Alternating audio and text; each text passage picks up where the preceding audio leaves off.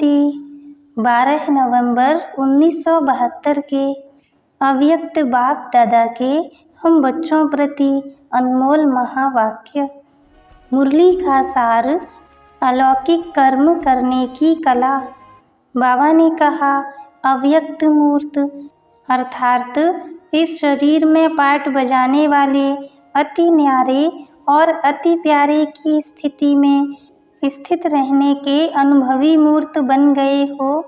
हर समय मालिक और बालक दोनों ही साथ साथ पाठ बजाने में यत्न करने वाले नहीं, लेकिन सहज स्वरूप बन गए हो।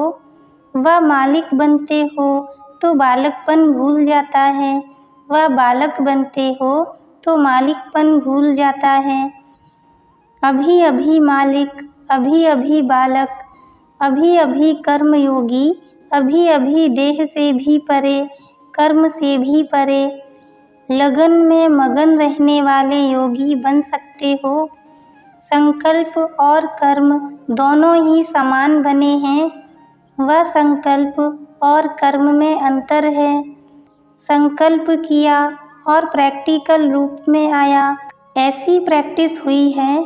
याद की यात्रा पर चलने वाले राही इतने समीप आए हो, सहज भी और समीप भी है, यह दोनों ही अनुभव होते हैं। इस याद की यात्रा के अनेक अनुभव करते करते अब नॉलेजफुल और पावरफुल बने हो। जैसे यात्रा के बीच बीच में चट्टियाँ आती हैं, जिससे मालूम पड़ता है कि कहाँ तक पहुँचे हैं और कहाँ तक अब पहुँचना है। आप याद की यात्रा के राही इस यात्रा की कितनी चट्टियाँ पार कर चुके हो, अर्थात याद की कितनी स्टेजेस को पार कर चुके हो। लास्ट स्टेज व फाइनल स्टेज कौन सी है, उसको ऐसे ही स्पष्ट देख और जान रहे हो जैसे कोई वस्तु बहुत समीप और सम्मुख आ जाती है तो उसको सहज जान देख रहे हो कि अभी देखने से दूर है। देखते रहते हो, वह सिर्फ जाना है। वह इतना सम्मुख व समीप आ गए हो जो कई बार उस मंजिल पर पहुँच थोड़े समय का अनुभव भी करते रहते हो। अनुभव होता है, फिर उसी अनुभव में रहते क्यों नहीं हो। स्थिति का अनुभव होता है, बाकी स्थित रहना नहीं आता। ऐसे सदा स्थित क्यों नहीं हो पाते हो? कारण सर्विस वह जो ब्राह्मणों के कर्म हैं, जिस कर्म को अलौकिक कर्म कहा जाता है, ऐसे अलौकिक कर्म व ईश्वरीय सेवा कभी भी स्थिति से नीचे लाने के निमित्त नहीं बन सकते। अगर कोई को ऐसे अनुभव होता है कि अलौकिक कर्म के कारण नीचे आते हैं, तो उसका अर्थ है कि उस आत्मा को अलौकिक कर्म करने की कला नहीं आती है। जैसे कला दिखाने वाले कलाबाज व सर्कस में काम करने वाले हर कर्म करते हुए हर कर्म में अपनी कलाबाजी दिखाते हैं, उन्हों का हर कर्म कला बन जाता है।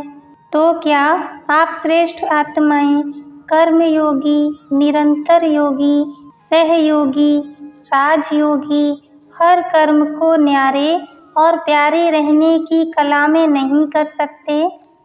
जैसे उन्हों के शरीर की कला देखने के लिए कितने लोग इच्छुक होते हैं, आपकी बुद्धि की कला, अलौकिक कर्म की कला देखने के लिए सारे विश्व की आत्माएं इच्छुक बनकर आवेंगी। तो क्या अब यह कला नहीं दिखावेंगे? जैसे वह लोग शरीर के कोई भी अंग को जैसे चाहें, जहाँ चाहें, जितना समय चाहें कर सकते हैं, यही तो कला है। आप सभी भी बुद्धि को जब चाहो, जितना समय चाहो, जहाँ स्थित करना चाहो, वहाँ स्थित नहीं कर सकते हो। वह है शरीर की बाजी, यह है बुद्धि की। जिसको यह कला आ जाती है, वही 16 कला संपन्न बनते हैं। इस कला से ही अन्य सर्व कलाएं स्वतः ही आ जाती हैं। ऐसे एक देही अभिमानी स्थिति सर्व विकारों को सहज ही शांत कर देती है। ऐसे यही बुद्धि की कला सर्व कलाओं को अपने में भरपूर कर सकती है, वह सर्व कला संपन्न बना सकती है। तो इस कला में कहाँ तक अभ्यासी व अनुभवी बने हो। अभी अभी सभी को डायरेक्शन मिले कि 1 सेकंड में अशरीरी बन जाओ तो बन सकते हो, सिर्फ 1 सेकंड में स्थित हो सकते हो। जब बहुत कर्म में व्यस्त हो ऐसे समय भी डायरेक्शन मिले। जैसे जब युद्ध प्रारंभ होता है तो अचानक ऑर्डर निकलते हैं, अभी अभी सभी घर छोड़ बाहर चले जाओ, फिर क्या करना पड़ता है, जरूर करना पड़े।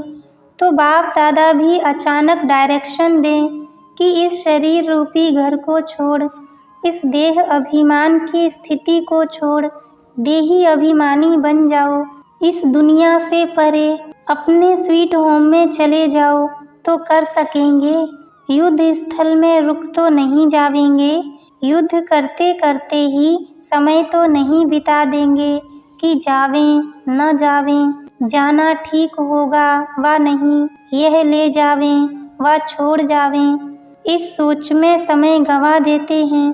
ऐसे ही अशरीरी बनने में अगर युद्ध करने में ही समय लग गया तो अंतिम पेपर में मार्क्स व डिवीज़न कौन सा आवेगा। अगर युद्ध करते करते रह गए तो क्या फर्स्ट डिवीज़न में आवेंगे। ऐसे उपराम एवर रेडी बने हो। सर्विस करते और ही स्थिति शक्तिशाली हो जाती है, क्योंकि आपकी श्रेष्ठ स्थिति ही इस समय की परिस्थितियों को परिवर्तन में लावेगी। तो सर्विस करने का लक्ष्य क्या है, किस लिए सर्विस करते हो। परिस्थितियों को परिवर्तन करने लिए ही तो सर्विस करते हो ना। सर्विस में स्थिति साधारण रहे तो वह सर्विस हुई। इस याद की यात्रा की मुख्य 4 सब्जेक्ट हैं, जिसे चेक करो कि कहाँ तक पहुँचे हैं। पहले स्थिति थी वो अब भी कोई कोई की है, वह क्या, वियोगी। दूसरी स्टेज वियोगी के बाद योगी बनते हैं। तीसरी स्टेज योगी के बाद सहयोगी बनते हैं। सहयोगी बनने के बाद लास्ट स्टेज है सर्व त्यागी बनते हैं। इन 4 सब्जेक्ट को सामने रखते हुए देखो कि कितनी पौड़ियाँ पार की हैं, कितने तक ऊपर चढ़े हो। क्या अभी तक भी बार बार कब वियोगी तो नहीं बनते हो, सदा योगी व सहयोगी बनकर के चलते हो। अगर कोई विघ्न आता है, विघ्न के वश होना अर्थात वियोगी होना, तो वियोगी तो नहीं बनते हो। विघ्न योग युक्त अवस्था को समाप्त कर सकता है, बाप की स्मृति को विस्मृति में ला देता है। विस्मृति अर्थात वियोगी, तो योगीपन की स्टेज ऐसे ही निरंतर रहे जैसे शरीर और आत्मा का जब तक पार्ट है तब तक अलग नहीं हो पाती है, वैसे बाप की याद बुद्धि से अलग न हो। बुद्धि का साथ सदैव याद अर्थात बाप के साथ हो। ऐसे को कहा जाता है योगी, जिसको और कोई भी स्मृति अपनी तरफ आकर्षित न कर पावे। जैसे बहुत ऊंची व श्रेष्ठ पावर के आगे कम पावर वाले कुछ भी नहीं कर पाते हैं, ऐसे अगर सर्वशक्तिवान की याद सदा साथ है तो और कोई भी याद बुद्धि में अंदर आ नहीं सकती। इसको ही सहज और स्वतः योगी कहा जाता है। वह लोग कहते हैं और यहाँ है स्वतः योगी, तो ऐसे योगी बने हो। ऐसा योगी सदा हर सेकंड, हर संकल्प, हर वचन, हर कर्म में सहयोगी अवश्य होगा। अगर संकल्प में सहयोगी नहीं, सिर्फ कर्म में है, वह कर्म में सहयोगी है, किसी बात में नहीं है, तो ऐसे को सहयोगी की स्टेज तक पहुंची हुई आत्माएं नहीं कहेंगे।